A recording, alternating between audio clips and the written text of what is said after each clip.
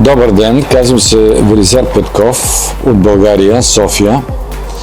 Страдам от няколко заболявания, като високо кръвно налягане, подагра, диабет тип 2, високи нива на холестерола, високи нива на липидите в кръвта, пикочна киселина. И благодарение на усилията на доктор Мерич и преводачката му Неслихан проведах една мезенхимна терапия.